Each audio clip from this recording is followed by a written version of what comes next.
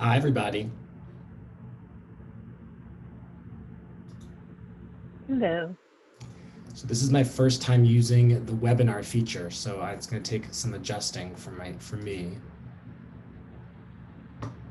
Same.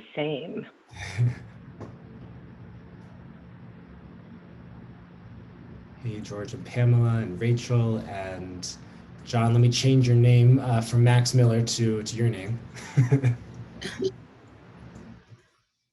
We're not muted. LASZLO. Yeah. Hey, Rabbi. Hey, George. How you doing? Okay, how are you? Doing well. Hanging in there.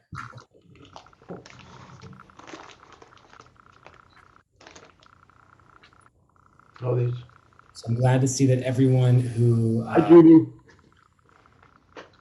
I'm glad to see that everyone who had the panelist invitation so far, so good. I was very nervous sending that out.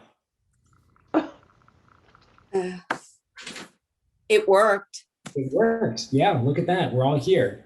No, But this I is a would much say you should have been, knowing me, you should have been nervous about sending that out. It was. I feel a lot better though doing it this way because it just feels a lot safer from having people Zoom bomb us. This way we know that we can have all of our attendees who are watching us right now enjoy this program, and then also have all of us engaged. What? If you can turn it up a little, yeah. I'm not on to, oh, she has my name. That's definitely not me down there. All right, thank you. Oh, that's interesting. Can you make it? How did that happen? Okay. Yeah, I don't know. don't push any buttons. I can't tell who that is down there. All set up.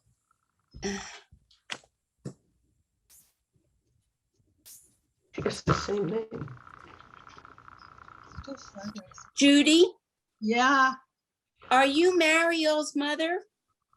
Yes. I taught Mariel in 4th grade at Emanu-El. Oh, she's going to be watching. Oh, cool. That's great. She'll see you, hear you. She's still a sweetheart. She was then, that's for sure. She was a great student. Oh, thank you so much, Jerry. You're welcome. This weekend we're having a number 2 B'nai Mitzvahs of people who have parents who have grown up at Emanu-El, and then their kids and now grandkids are becoming bar and bat mitzvah at Emanu-El. Really nice. Oh, that's cool. Yeah. Hey, Judy, how are you? Where's that? It's George and Pamela. Hi, George. How are you, kid? We finally have something to do. Right. Thank God. Thanks to Rabbi Max, right? Yeah. No, I've been very busy. I know you have. Did you know Helen Weingarten Me? on the Speakers Bureau at the Bremen? Helen Weingarten. Yes, of course. Yeah, She died Saturday night. I know. Oh, Too many of them are going. Yes. Yeah. Thank you, Barbara, for that comment. I just changed it so you can view everybody in gallery mode, so that all the attendees can view everyone in gallery mode as well. So anyone else who wants to do that as well can do that. So we have a number of people who are here already. I'm going to kick us off and get us started. So thank you all for being here, our panelists and everyone who's watching, family and friends from around the country, maybe the world, who are joining us this Yom HaShoah. It's still Yom HaShoah. The sun hasn't set, and so the holiday is still on, even though it began last night. And I think it was 2 years ago that there was supposed to be a big, not conference, but a big seminar at Temple Emanu-El. Was that right, or was it last year? Last year. Last year, and then of course the pandemic happened. But I didn't want to allow just another year to go by without us recognizing as a community. And I thought, what better way to do that than get together some of the people from our congregation who we already know have a connection to the Shoah in one way or another, as either survivors themselves or as children or grandchildren of them, and to get together and talk about the legacy, because we've heard, we know the history. Most of us here, I'm sure, who are attending and who are on the panel know very well the history, but I'd like to focus this time on what comes next. And what do we do with the legacy that we've all been handed, whether none of us have chosen it, but how do we pass this on to our kids, to our family? How does this affect our own lives? And I'm going to, I've asked all of our panelists to prepare just a little thoughts, no speeches, but some thoughts on a few questions. And so what I want to do is just kick it off, maybe go around and talk about how the Holocaust, how the Shoah has played into your family life. And what does your family know? How is it a part of how your family gathers or the stories that your family tells? So we'll start there. And I'm gonna start with Rachel, because you are in the top left of my screen. So I'm gonna allow you to kick it off. Okay, thank you. So my grandparents, my maternal grandparents were survivors. They've both since passed away. And I have a 12-year-old son who is well aware of the Holocaust. He goes to Davis, and so that's part of the curriculum there. And he's also aware of his great-grandparents. He knew my bubby, so his big bubby, as he called her, although she was really tiny. And he, knew that she survived the Holocaust. And, I was actually talking to him earlier, just kind of, poking around a little bit. It's to be honest, not a very regular topic of conversation in our house, but definitely I feel that it's an important thing to kind of keep going. And one thing that I'm very proud of is my mom, who I believe is listening, who lives here in Atlanta, is part of the Georgia panel. I'm sorry, I wrote it down. The Georgia Commission on the Holocaust. And what she does is goes around, she volunteered, she did this before the pandemic, and hopefully we'll do it again. She volunteers at elementary schools across Georgia, non-Jewish elementary schools, people who probably have never heard of the Holocaust, educating about really just her family's experience and things like that. So that's one thing that connects me very strongly. Thank you, Rachel. I'm going to pass it over to John, who is to my right on the screen. John, you are on mute.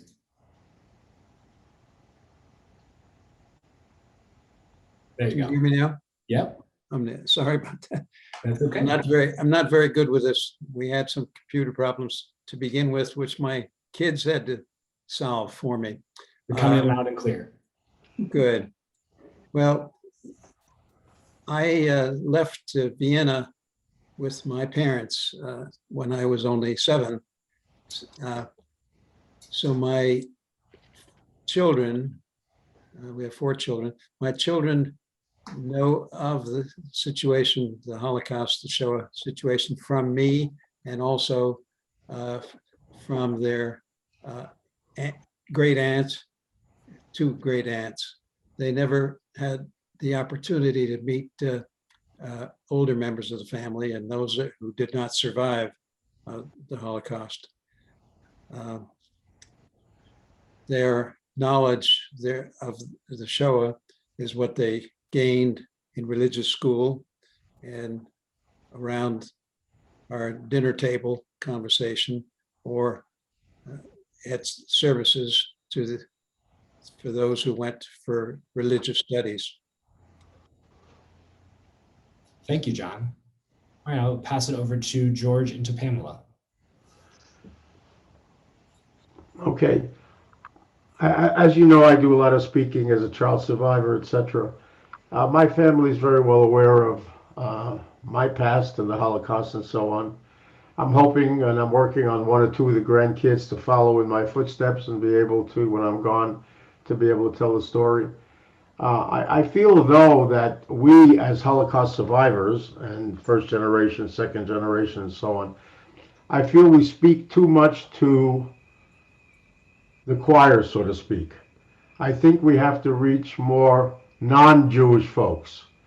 And I get my best reception, believe it or not, but I guess my best reception is from Catholic schools. Places like the Queen of Angels Catholic School, Marist College, etc. So I think to make sure that something like this doesn't happen again. I think we have to reach the non-Jews more so than we reach the Jews. It seems like we're always talking to the Jewish folks. They know the story, all right? But we have to reach the other folks. And so that's really my quest. I would rather much speak to a church group than a synagogue group, believe it or not. I still love speaking to the synagogue group, no, don't get me wrong. But the church folks and the non-Jewish folks have to hear the story more, because you'd be surprised how many of them know nothing. And that's the shame of it, because the school systems are not teaching it. As far as I'm concerned, this is my own personal opinion, the school systems are not teaching it properly. They're bringing it into the 5th grade and 6th grade, and that's too young. And they're hardly touching upon it in the high school. And that's where you got to reach the kids in the junior high and high schools. I can go on, but I know I will. Okay, so thanks. There'll be plenty of opportunity for us to jump in and have a discussion of us joining in together. I want to allow everyone to kind of in each screen to have a moment to speak, and then we'll join in for kind of a jumping in discussion. All right. So Jerry.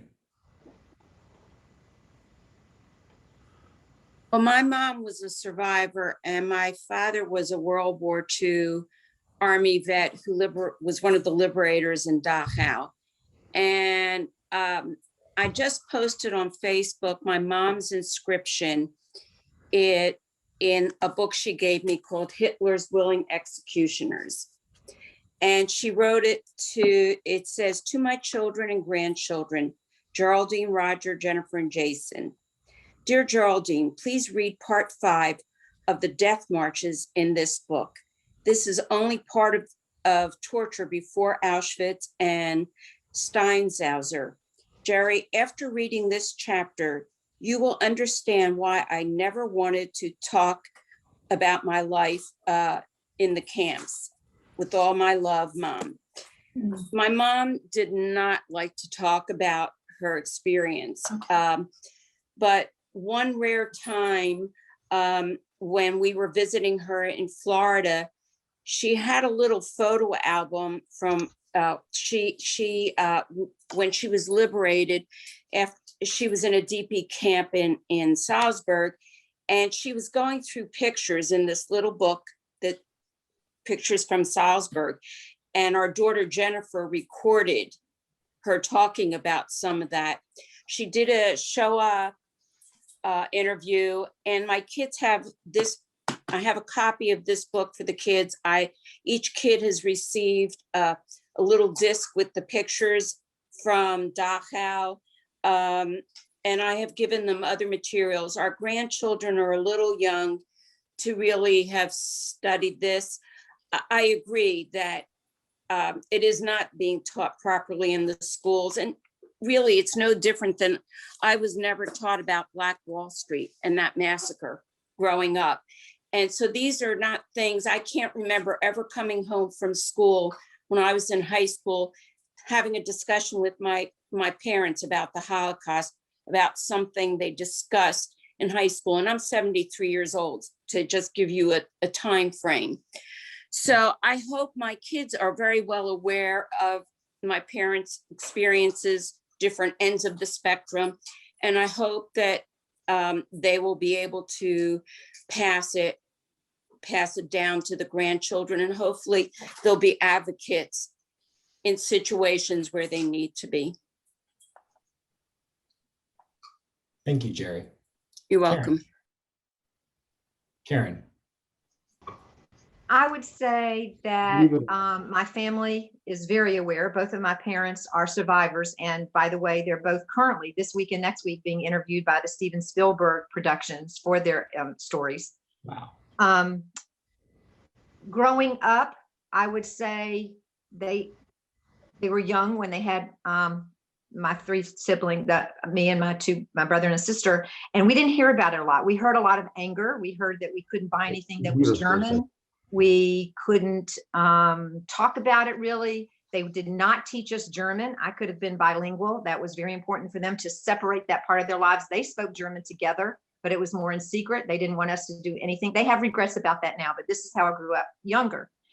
I would say more when we got a little bit older enough to ask questions, we did hear more stories, and that progressed. I will say now, it's all my father thinks about. He is talking about it all the time, thinking about it all the time. It was a very impactful time. We knew that, we heard stories, but it's become more and more and more, and much more emotional for him. There was a lot of anger, and now it's so much more emotion.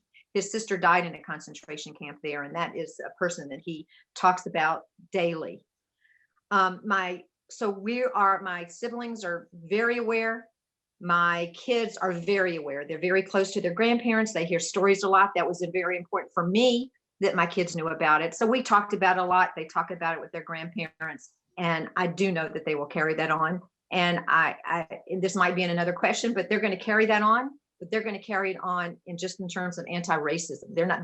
The whole subject area is something everything is something they concentrate on and are devoted to seeing it through. Wonderful. Thank you, Karen. Mm-hmm. Britta.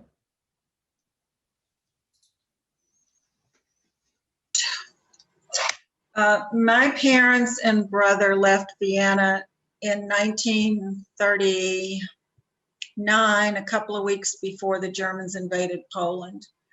And they were in London for 6 months, and then came to this country because a relative bought affidavits for them. And my aunt and uncle and cousin had already come to Atlanta. Highest had helped them to come here. And so my family followed. Each family spent a month in New York with the cousin who had bought the affidavits. And growing up, they told me about it at some point. And of course I had to know because relatives were scattered, and I could tell anyway. My mother had a pillow on the sofa, and a dog was stitched on it, whatever you call that, not embroidery, but the other one. Needlepoint. Thank you. And her sister had made that pillow, and she loved her sister dearly, and her sister died. Her sister did not get out. And so I always knew when I looked at that pillow that it was made by her sister. I don't know how she got the pillow out. Anyway, I had very sad, terrible feelings when I looked at that pillow. And I didn't ask a lot of questions, and my parents didn't tell me much. They told me the basics, what I needed to know, and why this uncle was in London, and these relatives were in Israel, and these relatives were in New York and all. And when I was in my 20s and I had children, I had a friend whose children played with my children, and she wasn't Jewish. She said her children were 1/4 Jewish, and so Hitler would have killed them. And would my mother be willing to tell her story to her? So my mother left her business and came over, and the friend was there, and she told us the story. Wow. And I'm forever grateful to that friend. And I heard a lot of details. And that's when I realized that my mother did everything she possibly could to get my father out of concentration camp and get all 3 of them out of Europe. And that she was incredibly brave and incredibly resourceful. We didn't talk about it a lot with my kids. Of course, they knew about it, but we didn't talk about it a lot. And my mother said that she didn't talk about it much because people didn't want to hear about it. And it was very unpleasant. And in those days, they didn't talk about unpleasant things.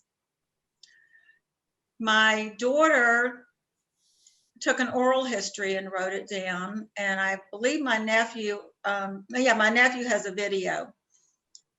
When you asked me if I would attend tonight, I didn't want to face it. And things have been hard the last year. And then I changed. I processed it, and I wanted to do it because I have a responsibility. Have a responsibility to all the relatives who didn't survive, and to those who did because they suffered so. And I really want the future generations to know about it and to carry the legacy. And I was a docent at the Bremen, and school kids from all over Georgia came.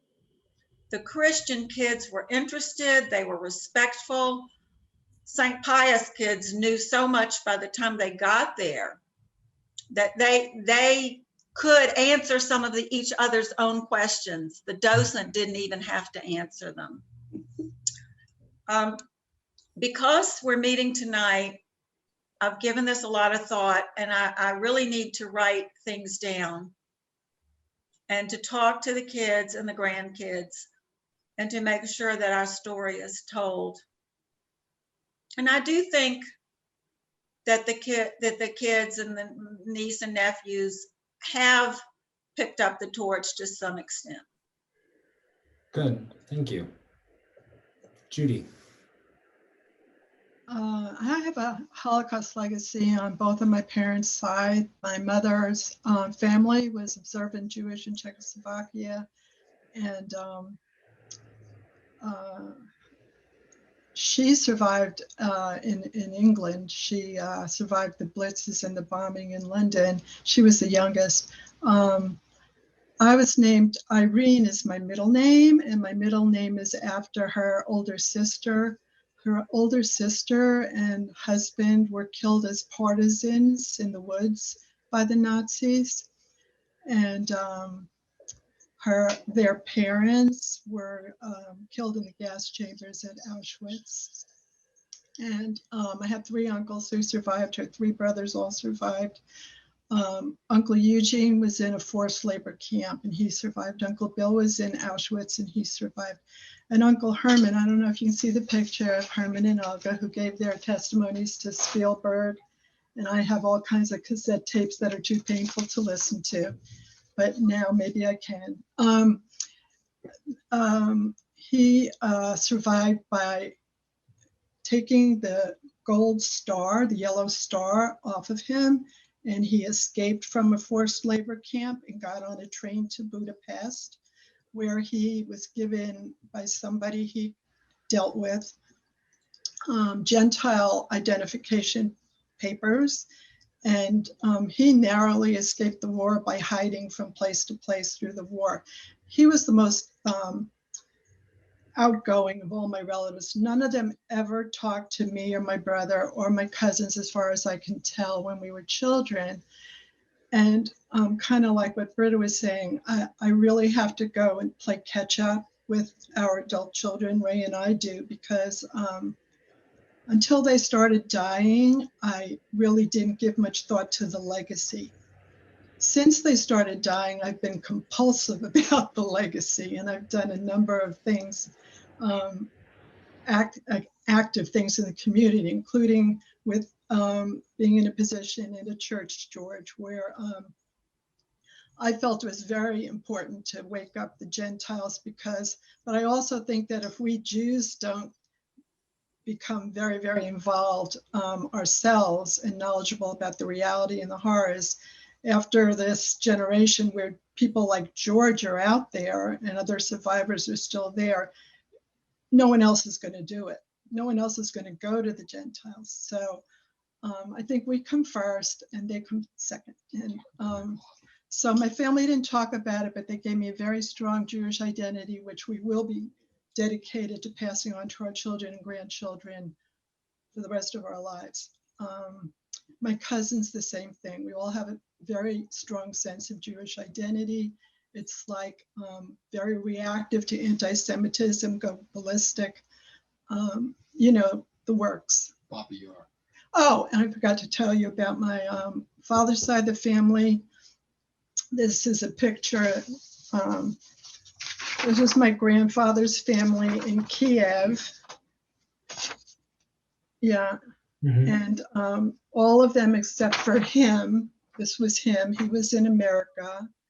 The littler one was in America. My grandfather, he died when I was 3 years old, but they were all killed at Baba Yar, where, as you know, they were just shot and put in a mass grave, so many hundreds of Jewish people in 1941. So that was Kiev. And so on both sides of the family, I have a lot of legacy that I need to share. Thank you, Judy. Lisa.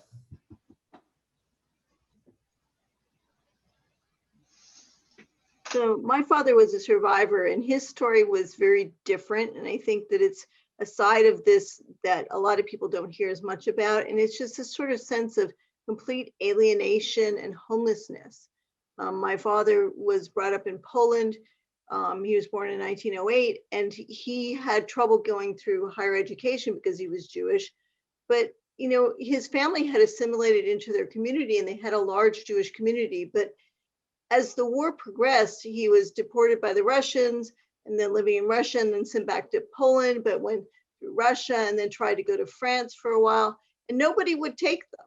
And I think it's that sense of not being able to find a home and belonging anywhere that really struck me about his whole side of the story. I mean, there's the tragedy of people being murdered, but it's just this sense of nobody wanting you because you were Jewish. And you know, as that's one of the things that has been great bringing up my children in Atlanta is that they found a Jewish community. They went to Davis, they had a lot of Jewish children around them. And one of the things we've tried to teach them is, you know, be proud that you're Jewish. You do belong, you have a lot to offer. And, you know, I agree with the sentiments echoed that it's really, really necessary for us to educate people who are not Jewish into what the Jewish people are, what we've been through, that we belong. And one of my children actually goes to school in Texas now where most of them have never met somebody who's Jewish. And so she's taken upon it upon herself to try to educate them a little bit about this is what Jewish people do and this is what we're about. And I applaud her for that. But I think that's the legacy that we've tried to pass on to our children is to say, be proud that you're Jewish. Tell other people that you're Jewish. Share your experience as a Jewish person. Thank you, Lisa. Wendy. Hi, I come from both parents were Holocaust survivors. My dad was in about 7 different camps and was not freed until everybody was let out. My mother was there through Kristallnacht and as a 12-year-old was given a lot of responsibility. They had taken her father to jail for some, you know, reason, and she was sent by my grandmother to go check on him. And then I'll never forget this. They had a toolbox and they put my grandmother's ring, they hid it in the toolbox. So they would have something of value to bring over. And my mother was the one who had to carry it. So she was really hit as a young, 12-year-old with such responsibility and really never wanted to talk about anything until she was probably in her 80s and then actually started writing. And I have some of her writings. And my father, who was in so many camps, his whole family was killed, had such a zest for life, which was incredible, which I hope I have passed on. His father said to him, his whole family was killed. When they separated, my father was sent to work, to the line to work, and the rest were taken away. And my grandfather said, if you live for us. And if we live, we'll live for you. And I get choked up about that. So my kids are very aware. They don't necessarily know details. It's always been very hard for me to talk about because of the intensity growing up. And I didn't do the same with my kids. We were not allowed to use the word hate, my sister and I, because my parents said nothing is ever bad enough to hate. So they would always correct us, you dislike, you're bothered by, but you could not use the word hate. So anyway, I'm always very sensitive now to any kind of hate in any situation. And I hope now as my kids are a little bit older, they're 20 and 22, I can give them more details. And my father did do the tape for the Shoah or for the Holocaust Museum. So we do have that. In fact, I requested another copy this week. And, just been very sensitive to hate. Thank you, Wendy. Harvey. Thanks. Yes, my father's experience was, as a German Jew, in this, and German Jews to a certain extent had a little bit of an advantage in the sense that they could see what was coming. So when Hitler took power in 1933, they began trying to get out.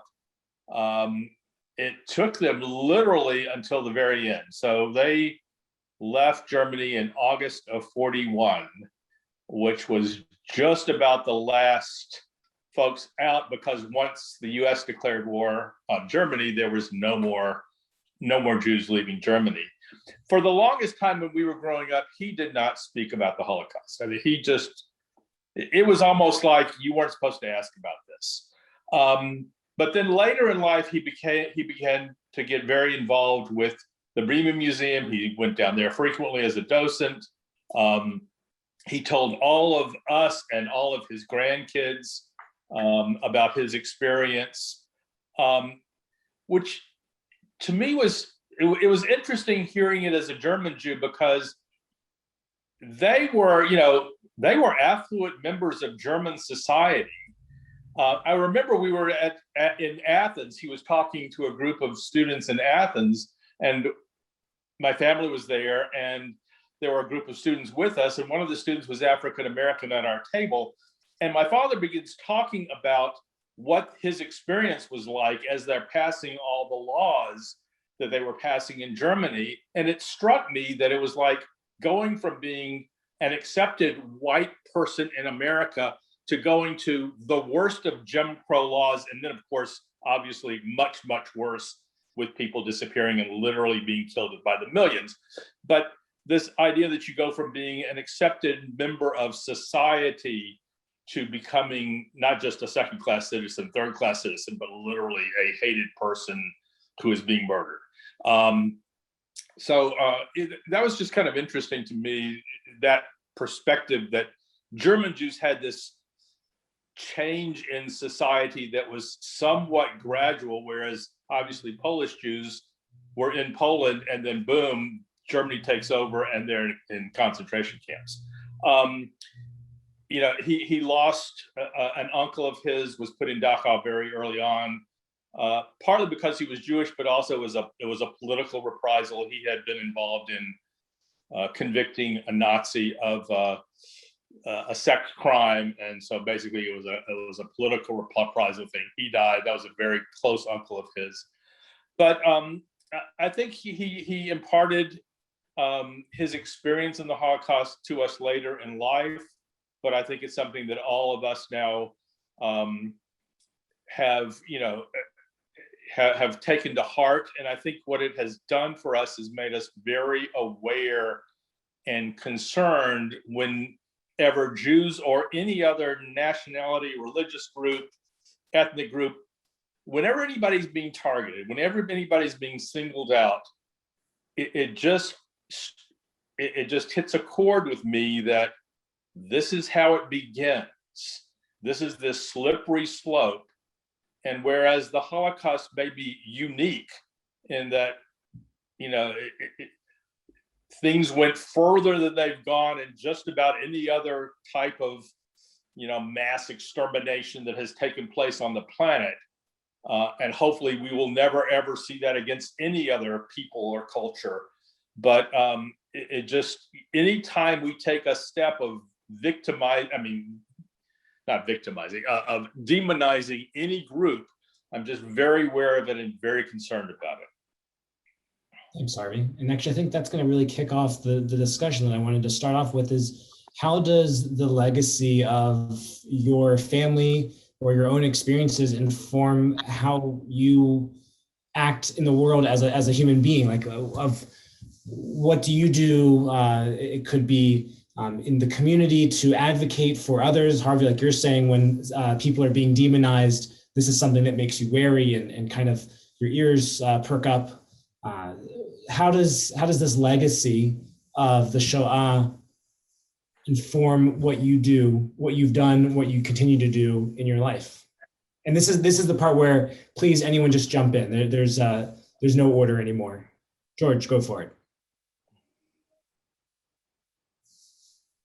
Okay. I think it's our responsibility to get the audience of as many people as possible. And my belief is, I don't care if it's one person. If you can talk to one person and one person will stand and listen to you, and you feel like you've reached them, then you've done your job. If you can get 100 people, get 100 people.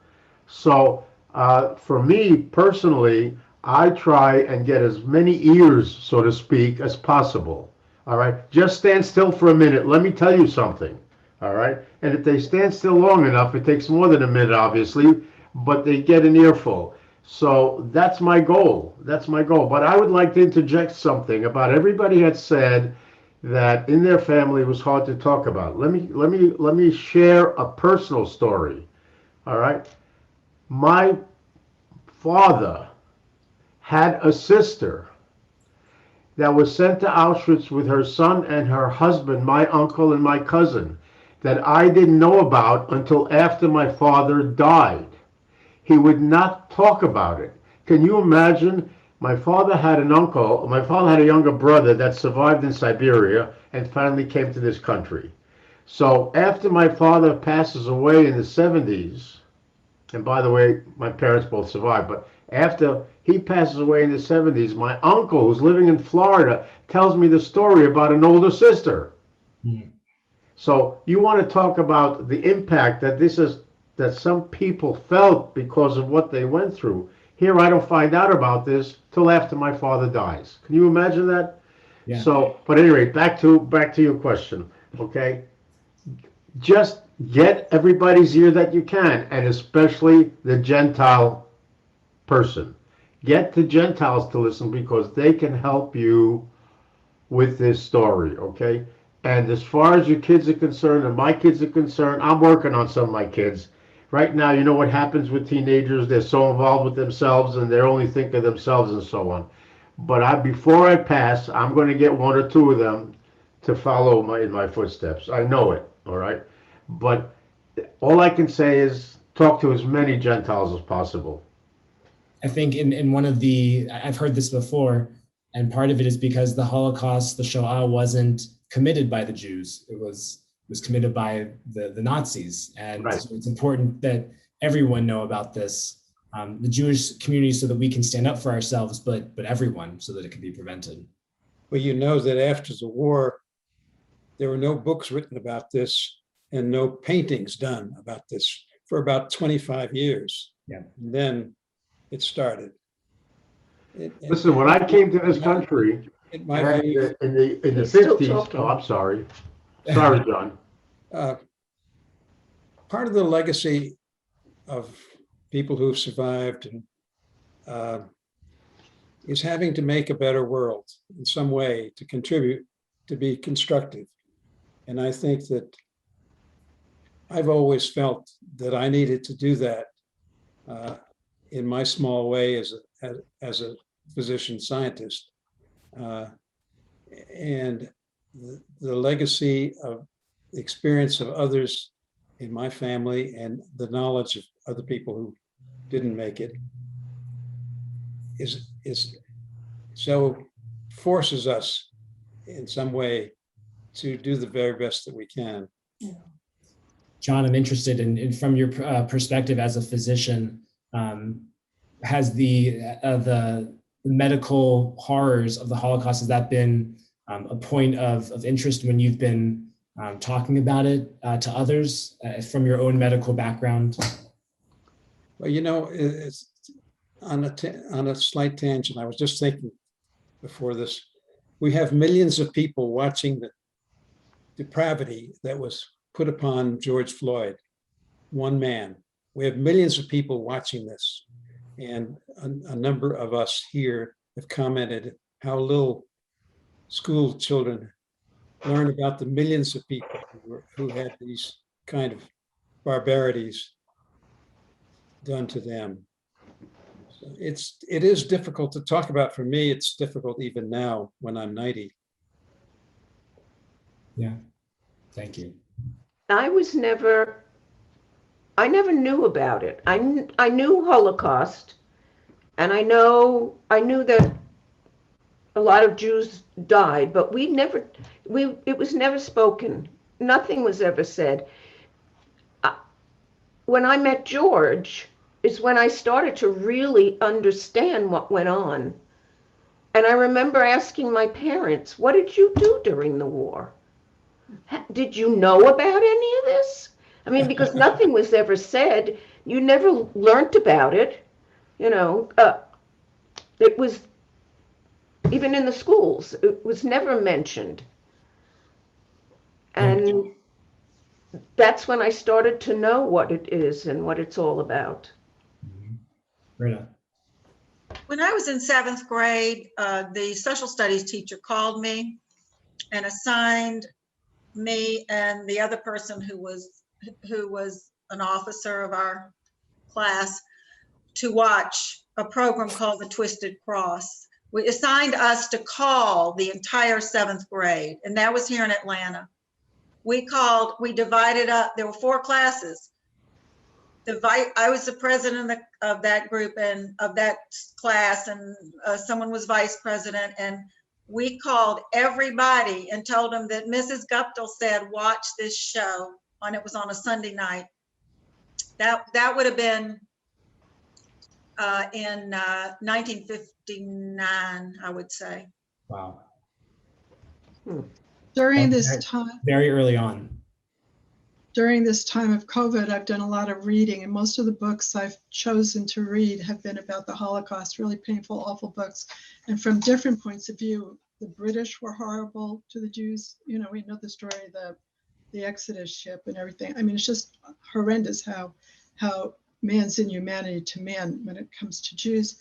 But I've been thinking that it's interesting that Yom HaShoah comes so close to Passover. And Passover, we as Jews are so good at obeying God's command that for several thousand years, we have continued to keep the Passover and pass that legacy on to the next generation, that they will do it too. We've been really fine at that. And wouldn't it be one of the things that I feel an impetus to do is to see us do that? And I think Temple Emanu-El, maybe Jackie Granda started it a few years ago. And I'm thankful for that, because I think if other synagogues and institutions, including churches, start doing a Yom HaShoah day, we can pass that on. And it's so contiguous with the Passover. This is important as our legacy also. So I think it may be the most important legacy that, you know, whether your family is like our families or not. This happened to people, 6 million Jews, just because they were Jewish. This is something that we all need to take as a legacy, whether we have the family history or not, and establish it. That's what I'd like to see. Thank you. Yeah, Jerry. Well, for me, it's how I live my life. My mom was a very, very strong person. I used to say she had a survivor mentality. And she faced so many challenges in life, yet she never gave up, didn't give in. And she taught me to be more accepting of people. I have a sign on my porch that I try to live by: in a world where you can be anything, be kind. And I try to extend it beyond Jewish people, because if it could happen to us, it can happen to anyone. And that's why I want to be involved with the Racial Justice Committee and try to set an example that, you know, we all breathe the same air, we all bleed blood. And I just, when our kids grew up, they were not allowed to use the word hate. Someone else said that too in their household. And I just think it's really important. If I see someone, for instance, on Facebook make a post and it has to do anything with Judaism or the Holocaust, I will not be silent. I just won't be silent. Sometimes I posted like someone else had a family picture and it wasn't even my mother's whole family. And it's the only one we have. And out of this whole family, only 3 people survived. So I try to let people know, you know, this isn't a joke, it's real. And I try not to be silent. I think it's important that we're not silent. Jerry, you bring up a good point. I was reading a message from the deputy director of the ADL this morning that he sent out. And if anyone's on their listservs, I'm sure you got it. He brought up a very good point that I think about often. He said it in a very nice way of the Holocaust is so ubiquitous in our lives as Jews that we see it everywhere, and it can end up becoming, everything can be compared to the Holocaust, which on the one hand is good that we make sure that there's never another Shoah again. On the other hand, it could cheapen the atrocities that happened in the Holocaust, because everything is another, everyone's another Nazi or another fascist, or there's the Shoah is right around the corner because of something that's going on.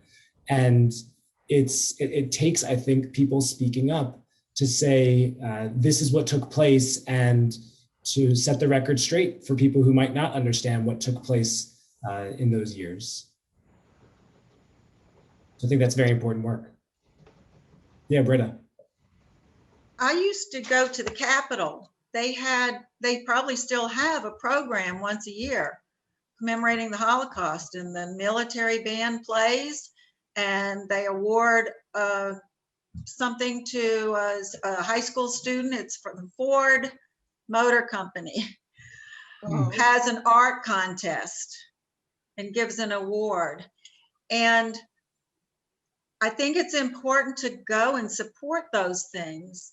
I wouldn't drive down there at my age. However, younger people could do it, and I used to do it. And they have flames, and they choose certain people to go up. They read the story, and a person goes up and lights a candle.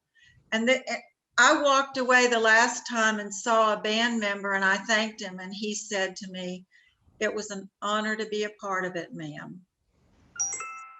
And I've had more comments and statements from Christian people in the last 10 to 20 years that have made me feel good, where they brought it up, than I had for the 40 years before that. There's a much more heightened awareness, and I think there are things that are being done, and there's a lot more that we can do, and people are ready for it. The most popular books being read now, and what have been read for the last few years, have this as the backdrop. Yeah. And for those who might not, when you said Ford Motor Company having sponsored this is something a little ironic, because Henry Ford was a part of the American First Coalition with Charles Coughlin, who was a preacher in Detroit, and with Charles Lindbergh, all whom supported fascism. He turned over in his grave, Rabbi. Yeah. He's been turning over in his grave because of this. Exactly. And so it is a little ironic, but also maybe very fitting that Ford Motor Company is doing that, because they certainly would not have done that in the time of Henry Ford. Right. But you know that there are also, speaking of what you just mentioned, Britta, I've spoken at various Army bases, and even at NASA, the NASA organization, and so on, and an Air Force base. And the armed forces every year, it's mandatory that they have a Yom HaShoah day, and they do a whole day of ceremonies, and I've been invited to many of them. So there are a lot of people that are non-Jews are really trying to get the story out. Well, the important and an important lesson for those who think it can't happen here. Who's that? It's John. Oh, Yeah, yeah, he moved. yeah, he moved. For those who think it can't happen here, the faces of the people that we saw storming the Capitol on January 6th Oh, yeah. are reminiscent of what was happening in Germany and Poland and Hungary and Austria. I don't doubt that some people had in their mind the burning of the Reichstag when they saw people storming the Capitol. And right. it is It was certainly frightening. one of those comparisons to the Holocaust, to the Shoah. It is not appropriate to say it is the same thing, but for those of us who have seen those pictures, it certainly our minds drift over there. Did you see the guy with the jacket that said Camp Auschwitz? That's right. There was a guy that had a jacket and said Camp Auschwitz on his back. All right. And the people marching in Charlottesville shouting blood and soil and Right. Jew will not replace us. Right. So actually, this brings us to a good question from one of our attendees, talking about the indifference from some people in our country to the children who are at the U.S.-Mexico border. And regardless of our opinions on immigration, the care for human life and the need to avoid such pointless trauma. Have you thought of that in your own connection to the Shoah? I remember so well the difficulties that my parents had to get from Austria to the United States, and they were both professionals. The U.S. was so difficult with their immigration policies. It was almost impossible. You had to have a committed job, number one, that you signed off on, and you had to have a backup family who would take you in case the job fell through. Well, if you're a refugee from some place, how are you going to make a contact with an American who will give you promise of a job and a second person who will take you in case you were to lose this? They made it so difficult. And that's what I think about when I think about refugees, not just at our southern border, but everywhere in the world. When we first came over, the reason we were able to come over is because my mother had an uncle that came here in 1927, and then there was somebody else in the family who was a major in the United States Army. So we had those two sponsors, and they promised a job for my father because my father was a furrier. So we, in 49, we had no problems in coming over, but it seemed like we had no problems because it went very smoothly. We didn't even have to go through Ellis Island. We just docked at number 49 at, the west side of New York and came off like tourists. It was unbelievable. But because of that sponsorship, all right? So John is 100% right. If you didn't have that sponsorship, you had a very big problem. And it was already as impossible as it was. I mean, yeah. Even if you had the sponsorship, everything had to go correct. Right. Yeah, Jerry. Yeah, I was My just father gonna, was go My ahead. father had a job 2 weeks in. He was working at a fur shop for Pamela's uncle, which we didn't know about till after Pamela and I were engaged. Can you imagine that? Her first job was for my future wife's uncle that I never met at the time. When I think of the immigration situation, I can't help but think back to the St. Louis that was turned around and how many of them died and were sent back to a terrible situation. We have a problem, and I admit that, but they're sending these kids over because the situation is so bad there.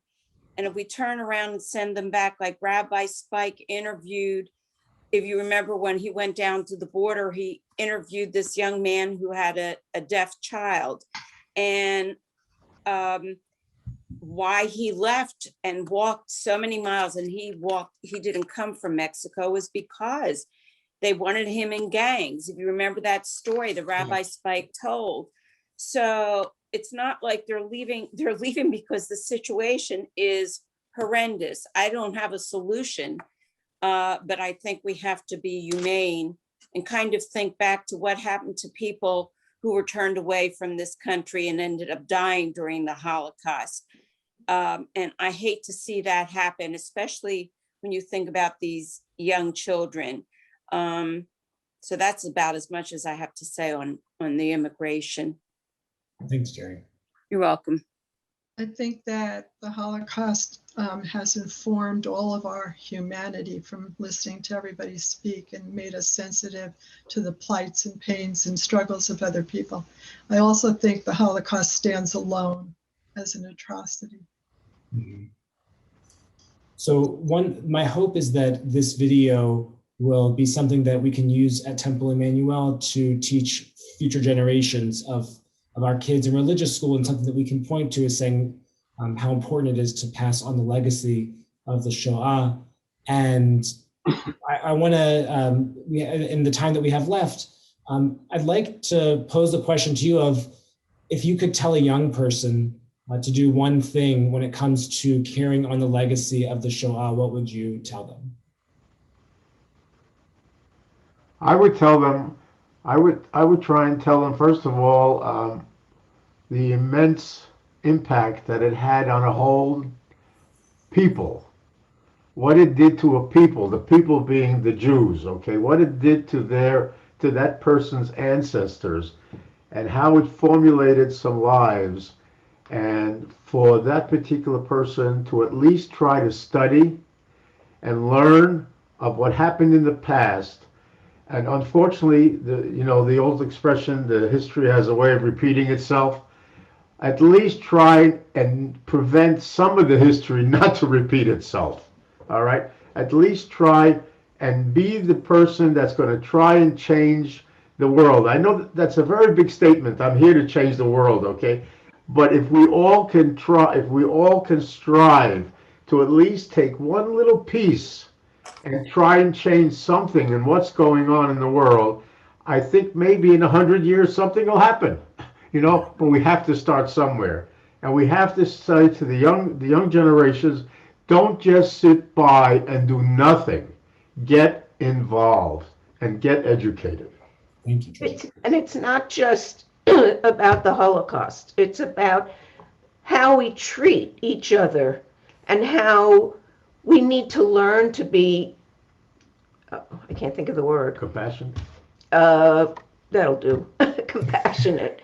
But also to interact with other people. I Not think to tolerance is a good term. tolerance. Perfect. Thank you. And Also- I like to instill that it's their obligation. It's our obligation to do what we're doing now. It's their obligation in all the ways that we have talked about the Holocaust and gone on to all the other critical areas that are in need right now. It's our obligation to do something more than ever. And so in that obligation, they need to become passionate and they need to become involved. And whatever that's in one or more of these situations, it can only help. But that is going to be a piece of what helps this world become a better place. Rabbi, I'd like to interject That's something. very good. For this age group, how many of you have seen the film Swing Kids? What? Swing Kids. Okay, get the video. It's on Netflix. Get the video. It's about 3 teenagers in Austria in 1935. And the thing that kept these 3 kids together is music. Big band and jazz and the Lindy, all right? You want to hear a great score, but anyway, it could happen here. And what happens to these 3 teenagers? 2 of them are strapping athletic type, and 1 has polio. That's all I'm going to tell you, all right? Swing Kids, and it was Christian Bale, who was the last guy to play Batman. He was 16 at the time when he made it, all right? So this is about 35 years old. But get the video, Swing Kids. Watch it with your grandkids. Watch it with your kids and have them watch it with their Gentile friends. It's very interesting because the conversations at home with the parents of these 3 kids, it can happen here. Thanks, George. Yeah, Jerry. Actually, Jerry, if you mind, let's go to Wendy because we haven't heard from her in a while. Oh, I just think it's important to educate our children. I know my daughter in high school, and then there was a situation last night actually where somebody made an off comment at her college about the Holocaust of all times last night. And I think it's also educating our kids on how to respond and respond in an educated, I say educated, they're educated, but in a manner that they would educate the other person instead of just reacting and getting upset. But how do we, what do you say to that person? Because a lot of times these things are just things they've heard. They make comments, oh, I know she had one time, there was a penny on the floor and they're like, oh, you need to get that. You're the Jew, and how do you respond so we can start addressing some of these things? Yeah, thank you. Yeah, Rachel. Oh, sorry, Jerry, then Rachel. I think one of the things that we can do, because there's so many Jewish kids out there that really don't have family where they had Holocaust survivors. And I really think as part of both secular and religious schools, they should have a program where they adopt someone who did not survive. They can get that through Yad Vashem, they can get it through the Holocaust Museum and learn about them, learn what happened to them, or, watch as an assignment, watch some of these testimonies at Yad Vashem. I watched, my mom wouldn't do a testimony. She did the Shoah Foundation, but she wouldn't do it for Yad Vashem. But some of the women that were in her group from the camp and on the death march did testimony, and I watched their testimony. And the worst thing they said was not being beaten, standing out in the cold, none of that. The worst thing was hunger. And I don't think, unless kids, like when we belonged to B'nai Torah, they had a program where you dedicated your bar or bat mitzvah to a child who did not survive the Holocaust and couldn't have a bar or bat mitzvah. And in our case, it started with our son's year. I had a first cousin that I never knew, who was 5 when he died in Auschwitz.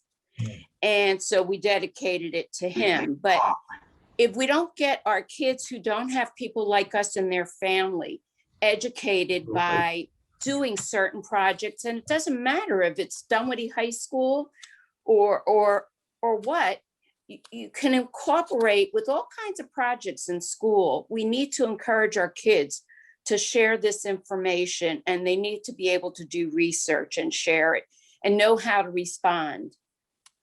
Thank you, Jerry. You're Rachel. welcome. And there is a week in America, there's a week every year that's designated as the week of remembrance. Well, it's the day of remembrance. It's today, Yom HaShoah, but there's 8 days in the United States that Congress declared. And that would be just like the perfect time to do it. Yeah. Rachel. Yes, so I definitely agree with tolerance and education and all of that.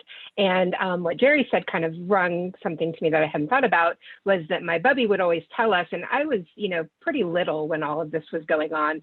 So my perspective was more of a little kid than an adult who would really know exactly what was going on. But I always will remember that she said she never threw away a piece of bread, because there were days and months and weeks that she would really have done anything for a piece of bread. So, that's, I may or may not throw away bread now, but I feel guilty about it every time, I'll tell you the truth.